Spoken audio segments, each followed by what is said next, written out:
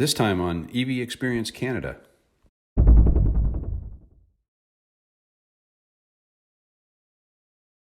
We're going to get into some numbers today.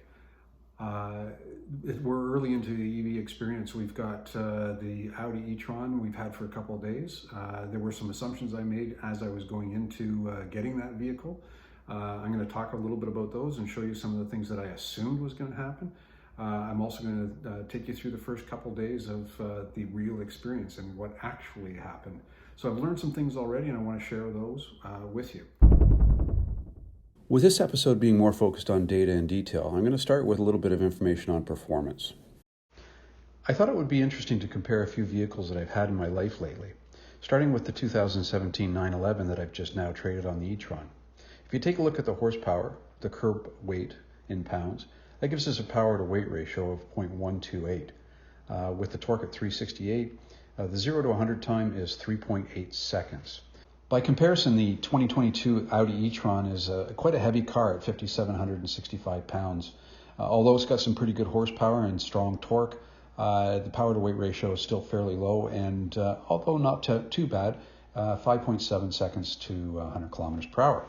I'm going to go on and compare a few other cars that I've driven recently, and starting with the McLaren 720S, which I had an opportunity to be on track with. Very fast car. You can see the numbers here, 0 to 100 kilometers per hour in 2.9 seconds, very quick.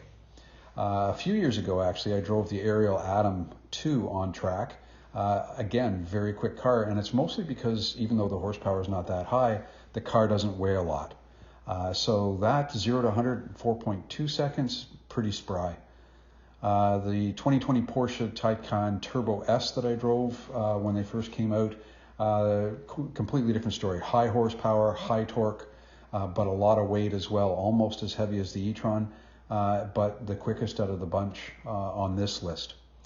And the final one that I've got here is the Intrepid race cart. And I've done a little bit of race karting. I own an Intrepid race cart. On that cart, we have a 13.5 horse engine. Of course, the cart itself doesn't weigh that much, 170 pounds. So the power to weight ratio is a little bit better than the Audi e-tron, but that's before you put me in it. And of course, as soon as I am in the cart, the curb weight goes up. So it's not really a comparison. I just thought I'd throw it in for some fun. Okay, so with the power performance measures discussed and put aside, let's take a look at the early expectations I had on moving from an ICE vehicle to an electric vehicle. I took a look at the 911 experience I had, and fuel efficiency on it ran around 10 liters per 100, so I just chose that as a starting point. The current average for fuel for that vehicle was about $1.70, maybe a little bit higher depending on the day. So that meant that every 100 kilometers was costing $17 in fuel, or 17 cents per kilometer. We're going to use this to compare against some of the experience with the electric costs. In my kickoff video, I mentioned that I'm not an expert in this and I'm learning as I go. So I had some calculations, some early expectations, some assumptions that I was making based on numbers that I was finding online and in the product information. So when looking at the Audi e-tron, I was expecting that a 95 kilowatt battery at an energy efficiency of 25 kilowatts per 100 kilometers, and that's a number I found in some other reviews of the Audi e-tron, gave me a 100% range of 380 kilometers.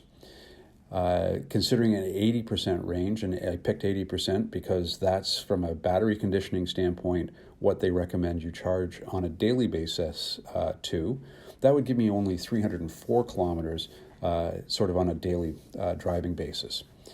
At 33 cents per minute charging at Petrocan, and that's the standard rate at Petrocan, I was making the assumption I would get 150 kilowatt charge speed. That's the e-tron's max. And so if you interpret that into time, 0 to 80% should be about 30 minutes. And at 30 minutes, 33 cents per minute, that's $9.90 for a 0 to 80% charge. For the 304 kilometers, that gives me $3.26 per 100 kilometers, or 3.3 cents per kilometer. The other aspect I considered was just exactly what the experience was going to be on a longer trip. As you know, I'm going to be heading off across Canada, and I wanted to start thinking about what that experience was going to be like. So if you look at the two vehicles here, the ICE vehicle and the electric vehicle, the 911 has 76.8 liters of fuel capacity at 10 liters per 100 kilometers. That gives me a range of 768 kilometers. And that means I have to, at 120 kilometers per hour, stop every 6.4 hours, let's say for about 5 to 10 minutes to fill up. By comparison, an 80% charge of the 95 kilowatt battery at 25 kilowatts per 100 gives me a range of 304 kilometers. And at the same speed, that means I need to stop every 2.5 hours for about 30 minutes to recharge. So obviously the driving experience on a longer trip is going to be very different. I am expecting that I'm going to have to change my driving habits, probably safer. Sitting in a car for 6.5 hours versus 2.5 hours is completely different. And I know that from a safety standpoint, the recommendations are to stop more often, take a break, and the e-tron looks like it's going to lend itself well to that style of driving. Okay, so here we go with some early results from a road trip, a couple hundred kilometers round trip to go see some family.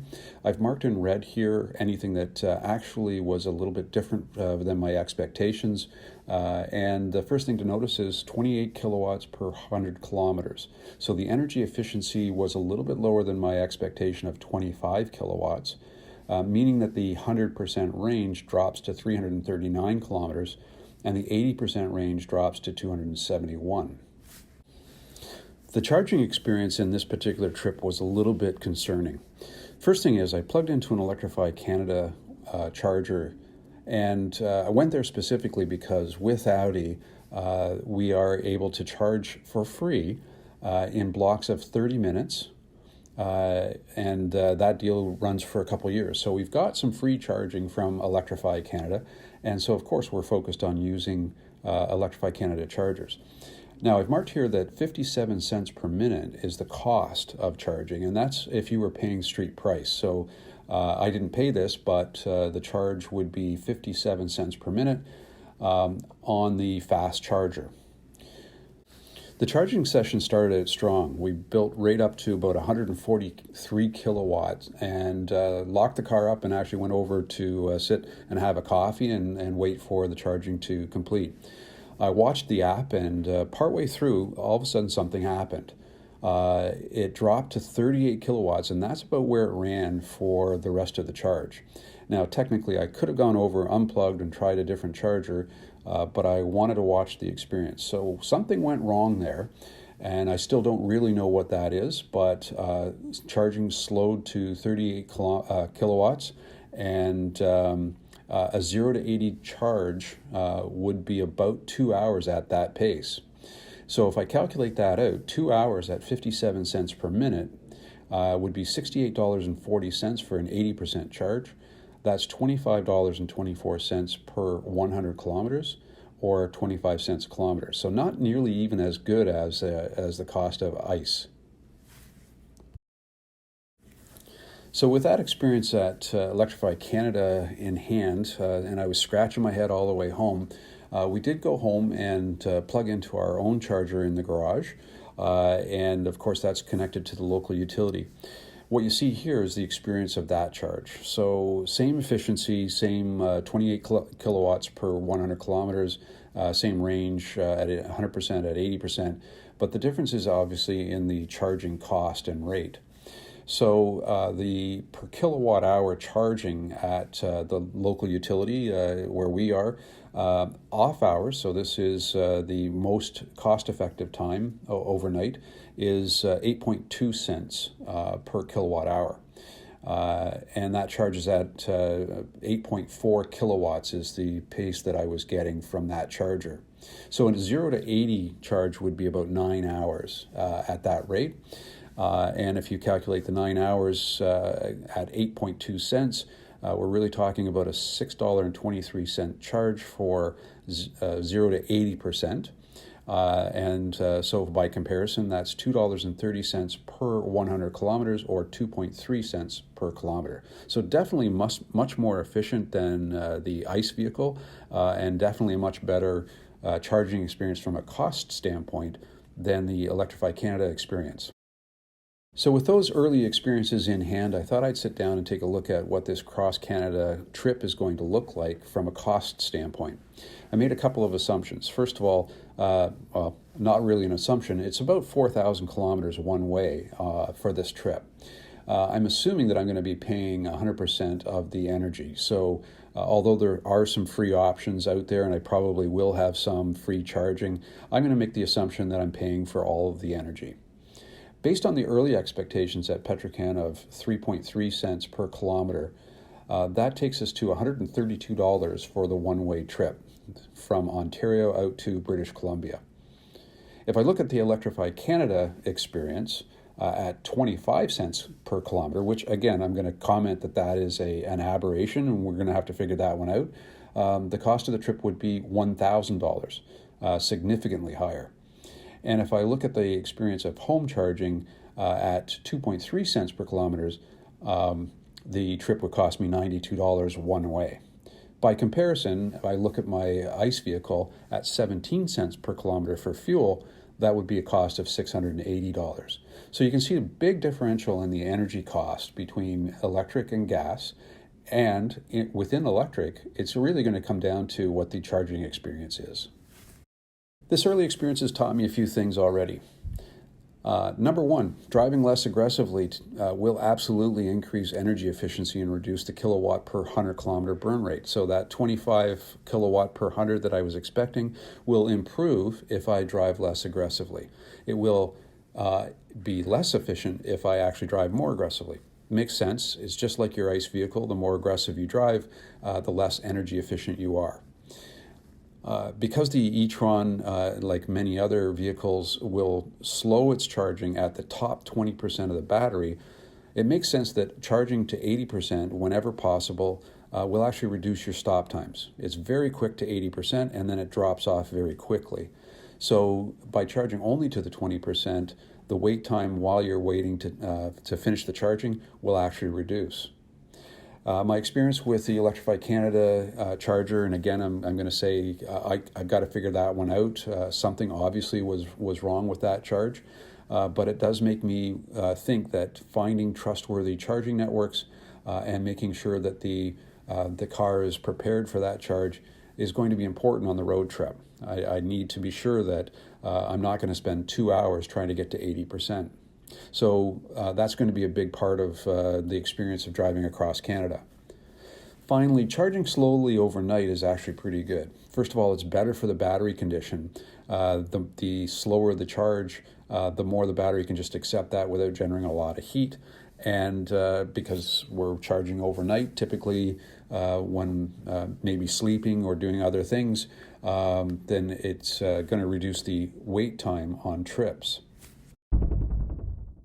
So as you see, there's been a little bit of a difference between what I was expecting I was going to get in some of these experiences with charging, that first experience with Electrify Canada, and what the actual experience was. So now, having shared that, I'm going to tell you, I'm going to go back and try a couple of other things. I'm going to update you in a future video as to, has that experience changed, or is that a consistent experience? So I'll get back to you on that one. Very soon, in upcoming videos, I'm going to be starting the trip across Canada that I described in my kickoff video. That's going to kick off next week. We'll get rolling on that experience, and I think I'm going to learn a lot about what it's like to be life on the road in an EV going across Canada. So stay tuned.